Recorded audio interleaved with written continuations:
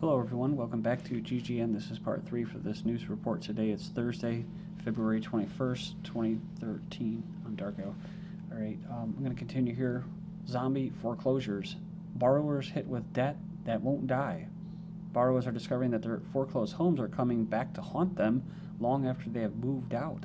It says in these zombie foreclosures, borrowers move out after their bank schedules a foreclosure auction only to learn months or years later that the auction never took place or the bank never transferred the deed.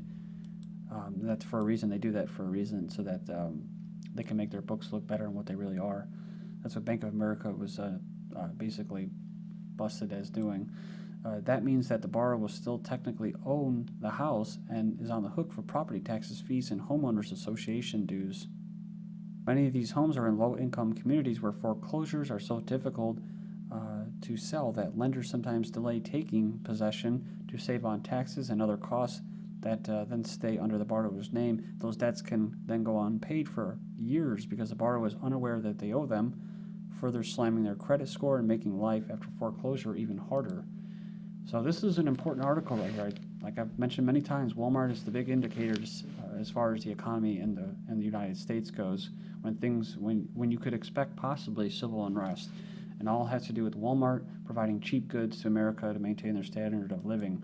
You have families are adjusting to a reduced paycheck and increased gas prices, says Walmart.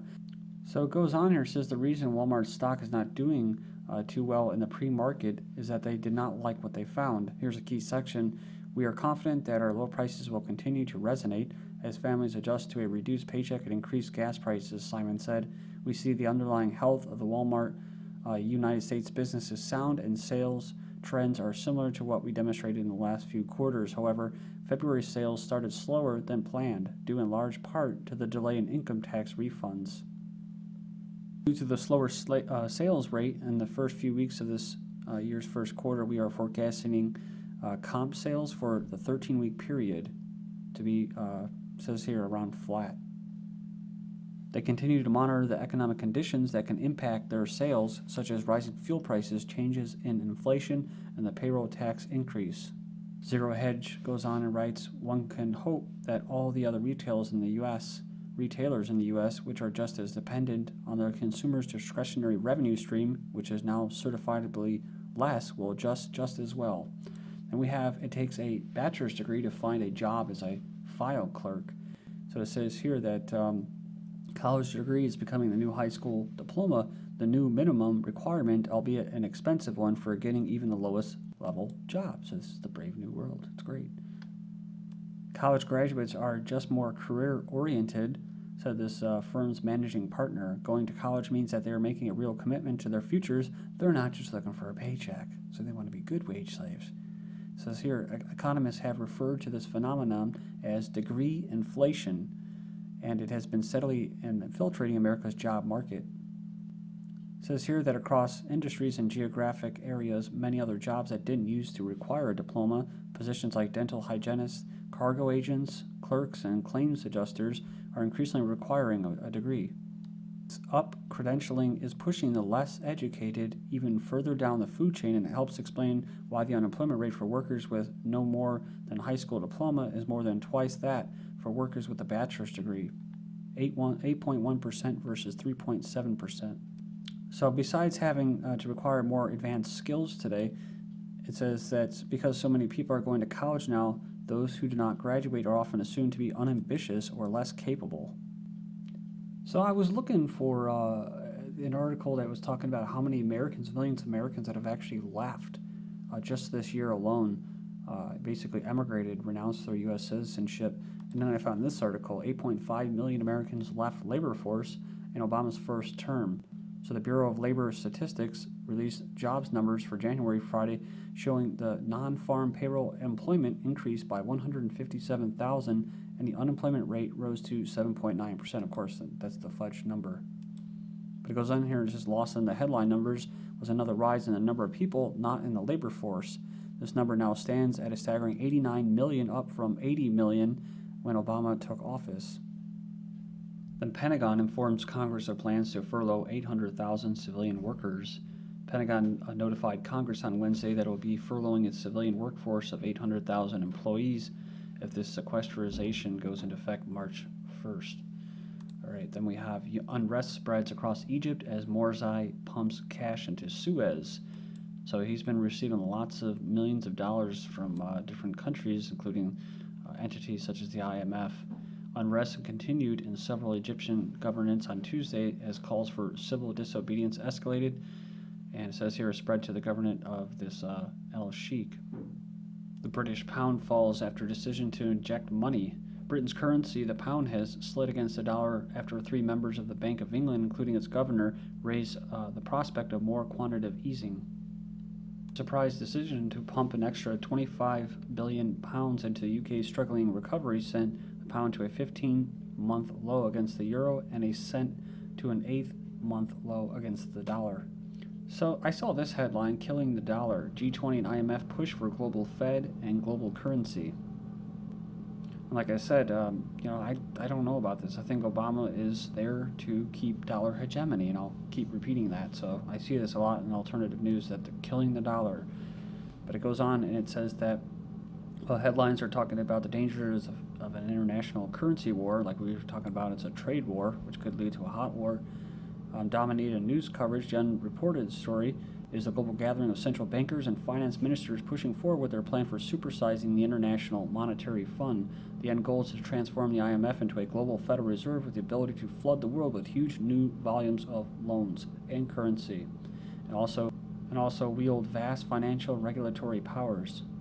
The IMF's unit of account or currency, known as special drawing rights (SDR), is being readied for eventual adoption as a replacement for the US dollar in international transactions to lead the way towards eventual adoption of the SDR or some other designated unit as the global currency. Much in the same way the euro was foisted upon the people of Europe as a replacement of their national currencies. But for whatever it's worth, China loves the US dollar again as America roars back. China's central bank has radically revised its view of U.S. economic and strategic power, predicting that the dollar will remain the world's paramount reserve currency for decades to come. The head of the central bank said here that America's energy revolution, an export revival has shaken up the global landscape and will lead to a stronger dollar over time. The dollar's global dominance will continue, he said. It'll anchor global payments and be supplemented by 4 smaller reserve currencies, the euro, the sterling, the yen, and the yuan. And China wants more oil. I think I covered this before. It's from Forbes. You can go there and check it out. Links will be posted. This is talking about if you think the gas prices are coming down this year, think again. Between supply constraints, the usual suspects in the Middle East, and China, oil demand is seen hefty enough to keep prices stable, too high for the foreseeable future. In fact, China's oil demand is seen rising by 5% this year on the backs of an economic recovery. Barclays pointed out in a report on China energy demand back in October that improving industrial activities and new refining capacity in China are fueling the pickup in demand.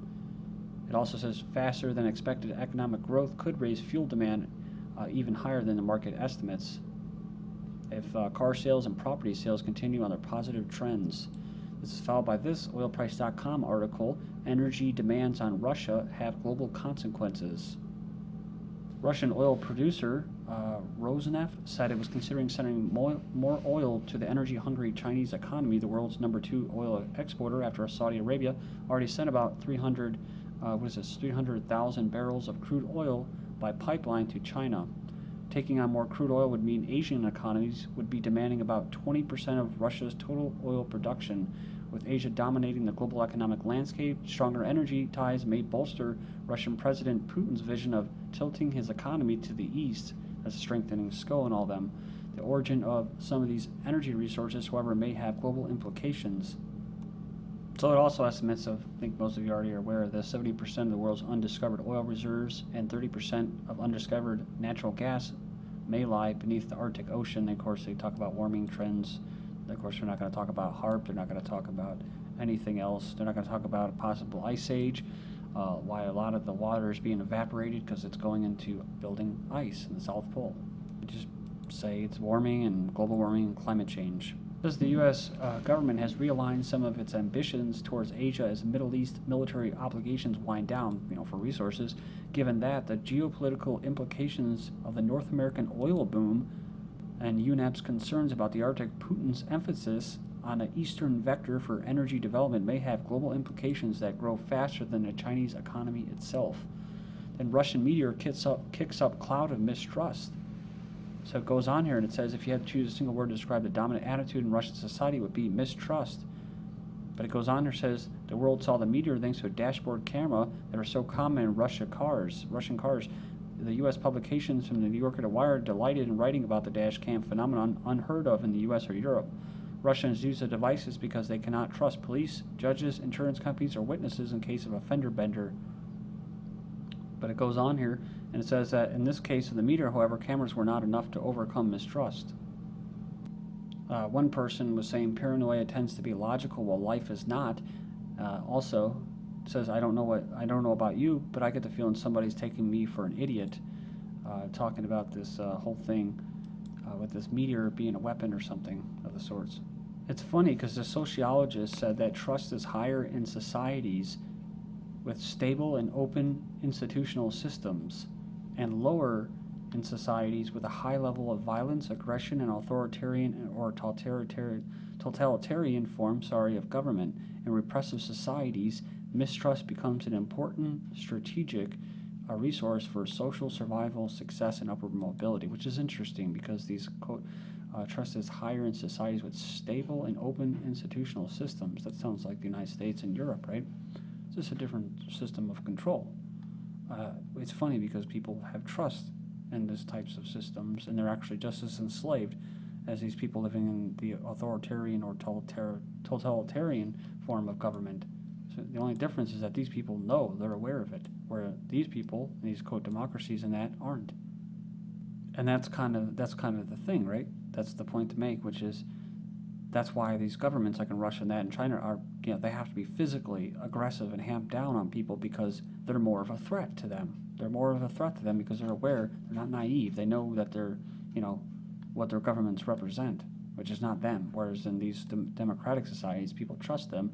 They're not really worried about the plebes and slaves. They just keep them distracted with entertainment and stuff like that. And, and they don't really worry about their power being overthrown.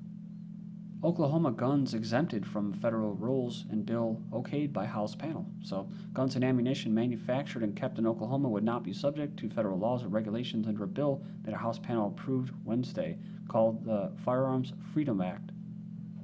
In Missouri, they're actually trying to pass a bill to make it illegal to pass a bill for gun control. Disturbing trends in our military viewing citizens as a threat. So military viewing citizens as a threat. But that's not the only ones. Remember that, we just covered this.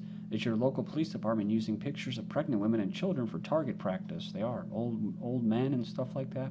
So we know they're getting ready for something. Army begins receiving chemical biological shelters.